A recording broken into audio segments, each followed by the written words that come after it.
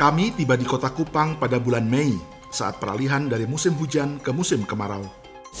Sebelumnya, kami merekam kehidupan nelayan Lamalera yang dikenal sebagai penangkap paus atau mamalia laut di Pulau Lembata.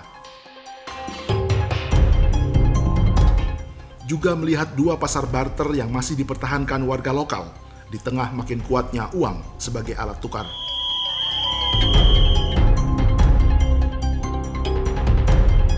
Kalau ikan yang besar, jagung 6, ikan 1.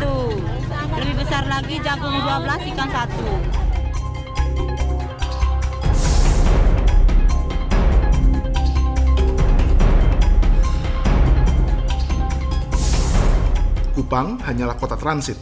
Tujuan sebenarnya berada 170 km ke arah timur laut di sebuah desa di pedalaman Kabupaten Timur Tengah Selatan.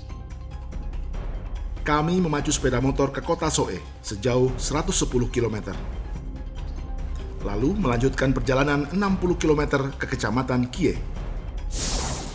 Yang kami tuju adalah sebuah kerajaan terakhir di Pulau Timor, yang lebih dikenal sebagai desa adat Boti.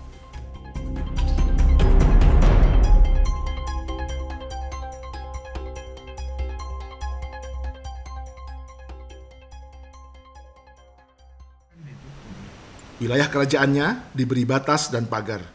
Sebagian program televisi mengatur agar tuan rumah mengadakan penyambutan secara adat bagi tamu untuk keperluan pengambilan gambar.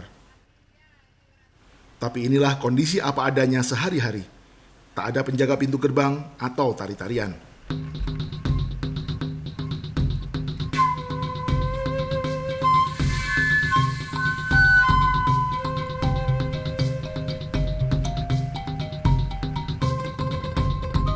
Di dalam kompleks kerajaan masih ada zona inti atau kediaman keluarga besar raja yang disebut Sonaf. Secara keseluruhan, wilayah berpagar inilah yang disebut Boti Dalam, yang dihuni 76 kepala keluarga atau 318 jiwa. Sementara area di luar pagar adalah desa Boti Luar sebagai wilayah administrasi umum. Boti Luar dihuni 2.100 jiwa dan secara adat masih berada di bawah pengaruh kerajaan. Seorang raja berusia 47 tahun yang dipanggil Usif memimpin warga adat yang masih memeluk agama nenek moyang. Raja ini bernama Namah Benu dan masih bujang. Mereka yang memilih memeluk agama-agama resmi negara akan tinggal di luar Boti, di mana juga terdapat rumah ibadah atau sekolah. Berbeda dengan warga Baduy di Banten dan Samin di Jawa Tengah yang tidak mengirim anak-anaknya ke sekolah formal, orang Boti mengambil jalan tengah.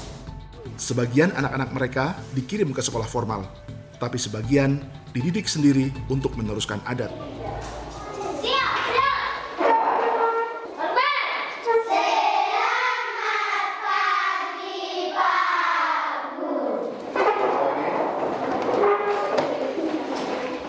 Siwandi? Ada Pak. Melki? Ada Pak. Atu? Ada Pak. Dari Boti Dalam, kalau di kelas ini ada dua orang. Yang mana, Pak? Setuju. Yang ini namanya Oki Neolaka. Yang satunya lagi adalah Atu. Namanya Atu Tore. Dua orang.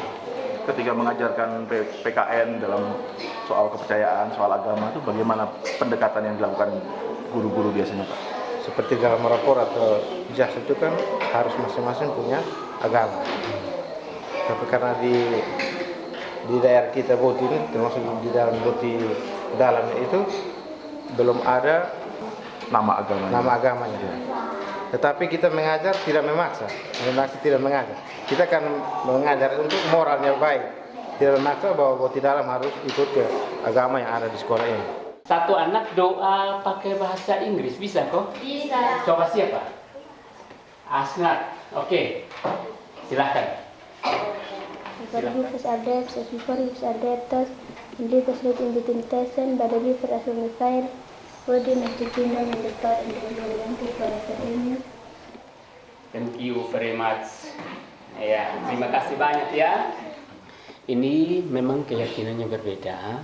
Tetapi di sini selamanya kami ajar mereka dalam doa dalam agama Kristen, ya, dalam agama. Nanti di Sonaf baru diajarkan mereka berdasarkan ini penganut mereka itu di Sonaf.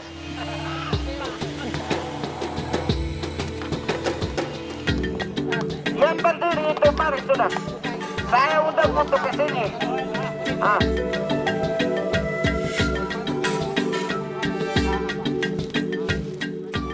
Dalam gotong royong membangun tanggul di sekolah ini, warga Boti Luar dan Boti Dalam bekerja bersama. Raja ada dan bekerja bersama warganya. Pemeluk agama resmi dan agama nenek moyang larut dalam kerja bakti untuk memperbaiki sekolah anak-anak mereka. Bapak Raja kan tidak semua warganya boleh bersekolah atau dikirim ke sekolah. Kenapa Bapak Raja justru membantu gotong royong membangun sekolah? Karena itu yang saat itu hanati hinalan nama. Kalau awas kau hina nanti kata lian an hina nama. Terus kalau nasi kat fitif lian nawa kat lian lan hina nama. Kenapa sebetulnya masyarakat Boti membolehkan ada yang sekolah, ada yang tidak sekolah? Apa alasannya?